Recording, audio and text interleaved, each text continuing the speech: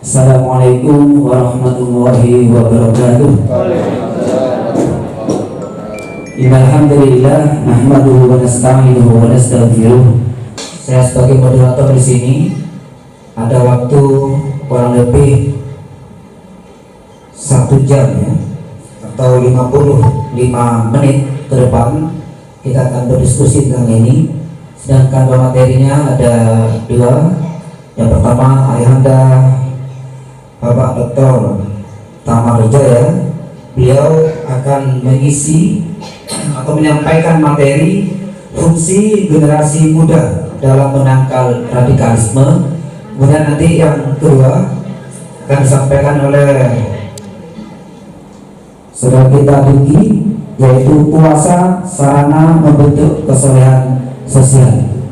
Karena waktunya 50 menit ke depan, kita bagi 2.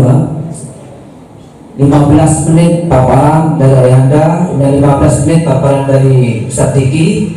Nanti sisanya kita gunakan untuk diskusi dan tanya jawab.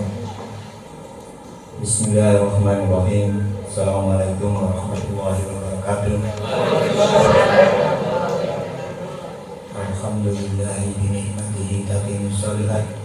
Asyhadu an la ilaha illallah wahdahu la syarika lah wa asyhadu anna Muhammadan abduhu wa rasuluhu la nabiyya ba'dah. Amma ba'd. Yang saya hormati Bapak Muhammad Aziz SHMH, anggota DPR Provinsi Jawa Timur. Yang saya hormati Ketua Pemuda Muhammadiyah Wilayah Jawa Timur.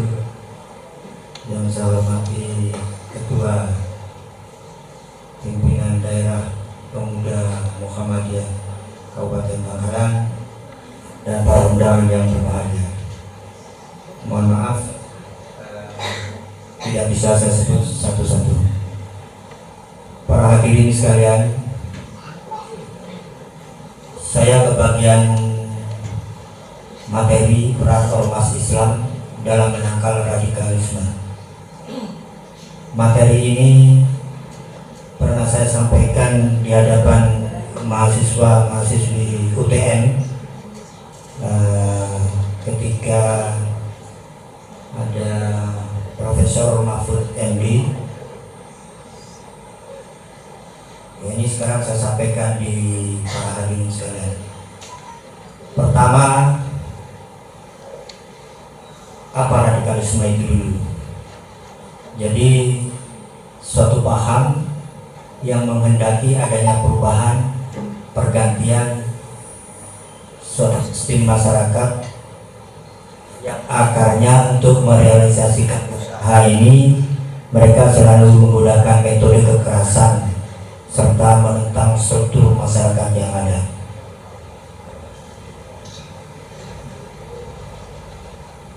Di Indonesia ini 3 macam radikalisme ini adalah radikalisme keyakinan, radikalisme tindakan, dan radikalisme politik.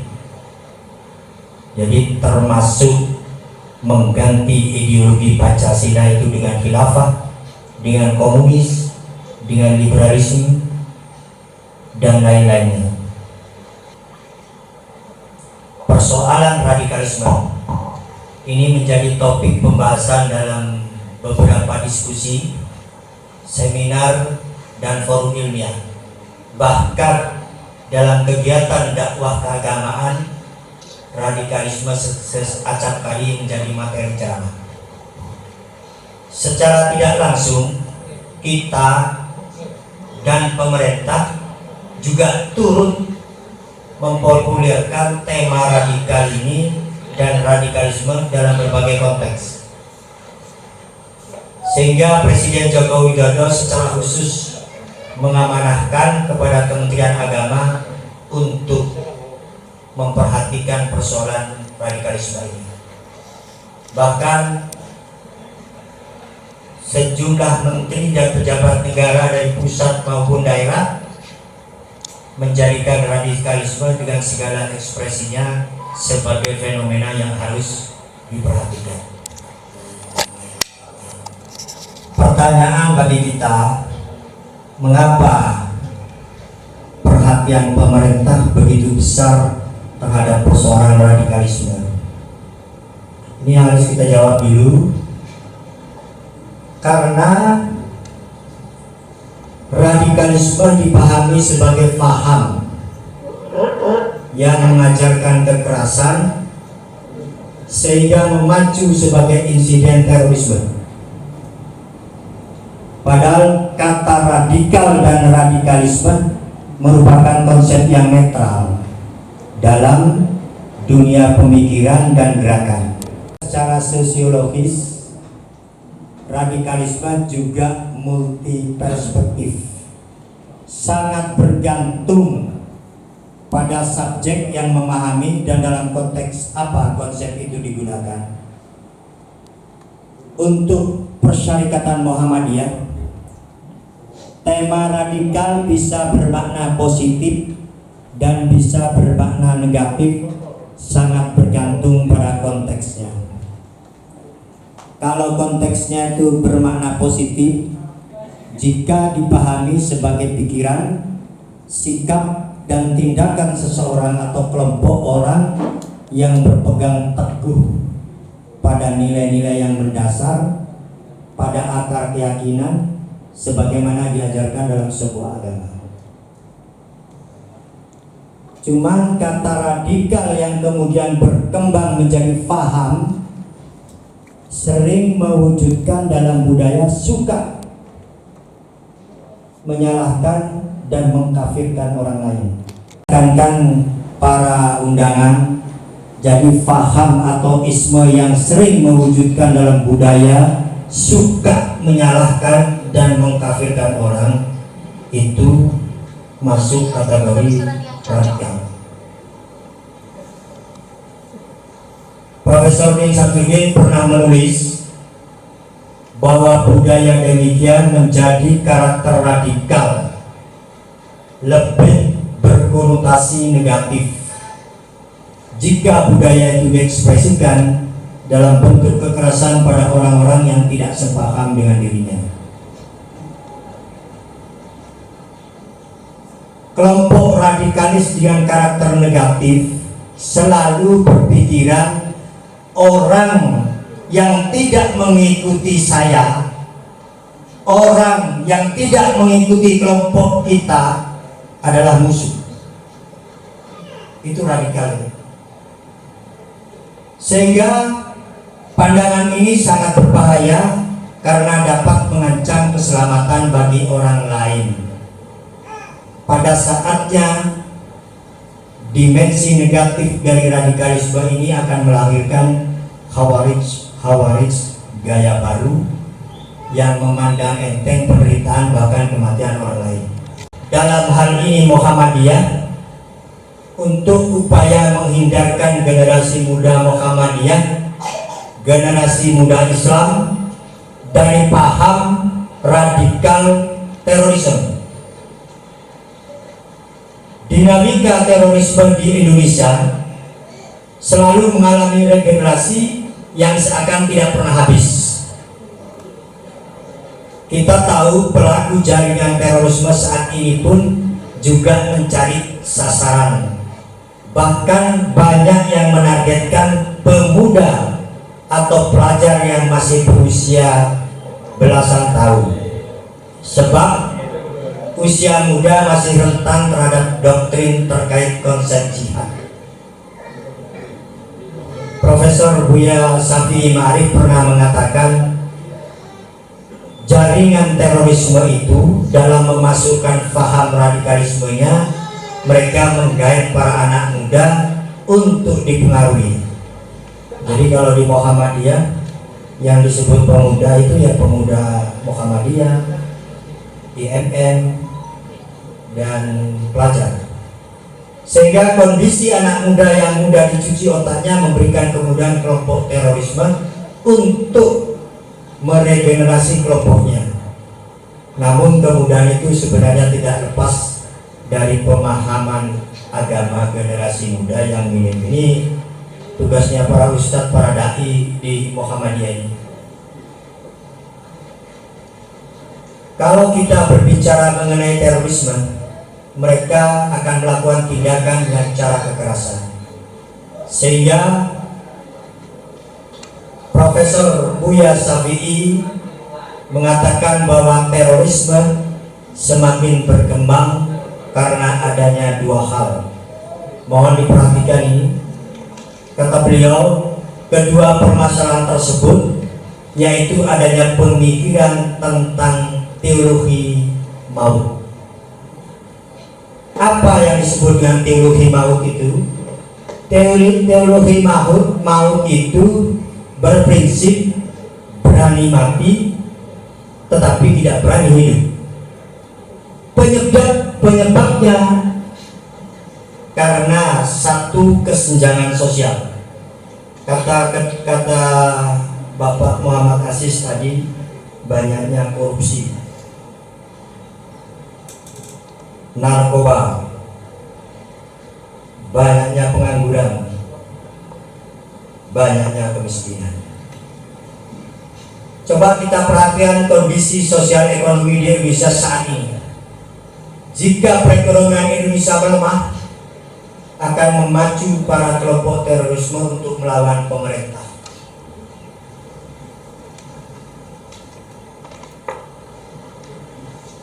Sehingga menurut Muhammadiyah terdapat 3 aspek dari pemikir radikal ini. Pertama, yaitu kecenderungan pemahaman agama yang terbuka, sehingga menafsirkan agama yang hanya dari pemahaman sempit dari teks-teks agama. Jadi Al-Quran, hadis itu dimaknai hanya dengan tekstual saja, tetapi tidak digabungkan dengan kontekstual. Yang kedua, adanya pengaruh lingkungan. Yang ketiga adalah munculnya mimpi-mimpi untuk membersihkan kerusakan moral lingkungan dengan pemurnian akidah. Maksudnya dia ingin pemurnian akidah tapi dengan merusak moral, sehingga aksi terorisme telah menjadi sebuah fenomena global yang termasuk ke dalam kategori kejahatan luar biasa. Sehingga Muhammadiyah secara tegas dari mulai pimpinan pusat sampai pimpinan ranting menolak tegas aksi-aksi terorisme karena mereka menyasar kepada orang-orang yang tidak berdosa. Muhammadiyah memberikan saran atau rekomendasi terhadap pemerintah bahwa pertama, penegak hukum atau kepolisian, bahasa kami dulu di pemerintahan ini APK, aparat penegak hukum, harus menegakkan hukum seadil-adilnya dan transparan. Jadi saya ulangi, kalau penegak hukum, aparat penegak hukum tidak menegakkan hukum seadil-adilnya dan transparan, itu merupakan bibit-bibit akan terjadinya radikal. Sehingga pelaku teror perlu digiring ke pengadilan supaya akar persoalannya bisa terungkap. Kalau dulu ditembak langsung, sekarang saran dari Muhammadiyah adalah pendekatannya harus lebih soft, tetapi tetap di jalur hukum.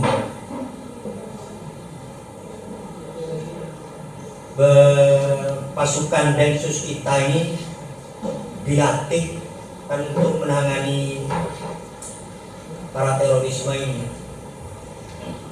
sehingga kalau mereka masih berpedoman kepada tembak saja, maka persoalannya tidak akan tuntas secara menyeluruh. Maka kasus ketika dibawa pengadilan, maka motif pelaku serta jaringan di belakangnya bisa diperkuat dan diketahui dengan jelas. Rekomendasi kedua, pemerintah harus mulai punya strategi yang lebih progresif dalam memecahkan masalah kesenjangan. Berbagai macam kekerasan tumbuh dalam situasi yang antagonis, terutama kesenjangan sosial. Sehingga Muhammadiyah mengungkap tak jarang orang menjadikan itu sebagai pembenaran untuk melakukan tindakan anarkis. Oleh karena itu, persoalannya kesenjangan sosial harus diperhatikan dan diatasi. Saya ulangi bahwa mengungkapkan tak jarang orang menjadikan itu sebagai pembenaran, sehingga bertindak radikal itu mereka menganggap benar untuk melakukan tindakan anarkis, dan karena itu persoalan kesenjangan sosial harus diperhatikan dan diatasi.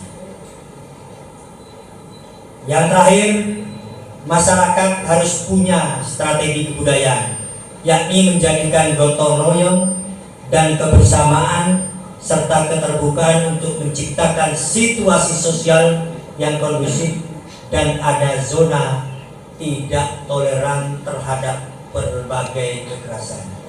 Kekerasan bisa tumbuh dalam konteks aktualisasi masa. Kalau dulu ada gerakan petani radikal, sekarang ada politik radikal.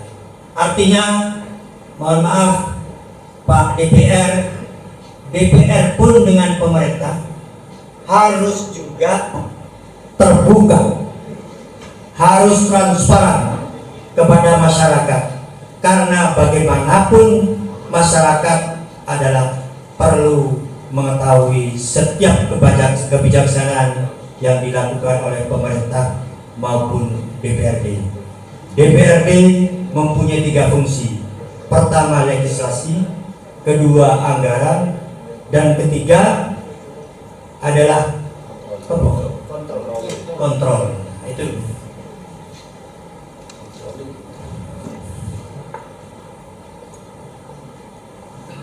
Para jemaah sekalian, Muhammadiyah akan selalu berkomitmen dalam bernegara berdasarkan Pancasila yang sesuai dengan nilai-nilai Islam. Di dalam organisasi ini, Muhammadiyah akan selalu komitmen dalam politik kebangsaan dengan melihat kemaslahatan umat, dan bangsa ini adalah umat, maka mereka lah yang harus didahulukan dan diperjuangkan melebihi kepentingan lainnya. Muhammadiyah tidak pula menyatakan diri yang paling cinta NKRI. Muhammadiyah juga tidak menyatakan yang paling alim, dan juga Muhammadiyah tidak menyatakan yang paling benar, yang paling berjasa untuk negara ini, karena semua itu bentuk keangkuhan dan kesombongan yang mendorong pada kehancuran. Bukankah iblis diusir dari surga karena sifatnya yang radikal, yang ekstrim radikal, sehingga radikal itu sejak manusia diciptakan. Yang terakhir, kita ambil dari Ketua Umum PP Muhammadiyah. Beliau menyampaikan, faham radikal atau ekstrim bukan hanya di lingkungan umat beragama atau karena paham agama tertentu, apalagi hanya ditujukan pada Islam dan umat Islam. Tetapi radikalisme itu universal karena ideologinya non-agama seperti komunisme. Jadi kalau ada warga, masyarakat, umat yang ingin, yang mempunyai pemikiran mengganti Pancasila dengan faham komunis, liberalisme, sekularisme, itu adalah mbahnya radikal itu. Sehingga radikalisme menurut Profesor Haidar Nasir juga sering tumbuh berkaitan dengan pandangan serta situasi politik dan ekonomi tertentu yang memicu orang bertindak radikal. Para undangan, sedikit waktu pengalaman masalah kesenjangan sosial. Saya dulu pernah ditugaskan di Nusa Tenggara Timur, Timur Timur, dan Indonesia Timur. Ada satu kabupaten itu menghasilkan pisang. Pisangnya itu bagus-bagus. Setiap pisang itu panen, pisang itu akan dibawa ke kota yang memerlukan perjalanan sekitar 1,5 jam oleh para petani pisang itu. Ketika petani berangkat, biasanya penduduk seputarnya itu akan mengatakan, jangan lupa oleh-olehnya. Oh ya, siap. Begitu sampai di kota, laku, pisangnya semua laku, maka dibawalah pulang ke kampungnya. Pertanyaan saya, kira-kira apa oleh yang diminta masyarakat seputarnya? Ternyata masyarakat seputarnya itu minta dioleh-olehkan pisang goreng. Coba bayangkan, negara kita ini sumbernya air, sumbernya minyak.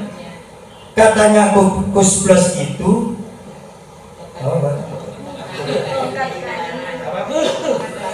tongkat kayu menjadi tanaman, saking suburnya.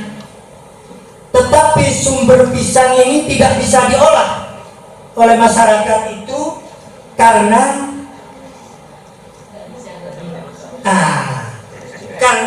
proses bisnisnya itu tidak benar, dan itu terjadi di negara kita sekarang ini. Minyak kita dikuasai tetangga kita, air minum kita aqua, yang tidak dikuasai air minum itu hanya Imas. Jadi Imas ini tidak komunitas. Nah, itu yang disebut dengan kesenjangan sosial. Sehingga katanya Profesor Haidar Nasir ini bahwa situasi radikalisme juga sering tumbuh berkaitan dengan pandangan serta situasi politik dan ekonomi tertentu yang memicu orang untuk bertindak radikal. Saya kira itu para undangan, mudah-mudahan ini ada sedikit wawasan bagi kita, itu yang disebut radikalisme. Sehingga kita jangan mau dituduh radikalisme itu pasti orangnya celananya cingkrang, pasti orangnya berjilbab, pasti orangnya ya jenggotan. Padahal saya kadang jenggotnya paling panjang. Saya kira itu barangkali saya kembalikan ke moderator. Mudah-mudahan bapak-bapak mengetahui tentang radikalisme, tentang bagaimana cara mengatasi pemuda, dan rekomendasi Muhammadiyah untuk kita. Terima kasih. Assalamualaikum warahmatullahi wabarakatuh.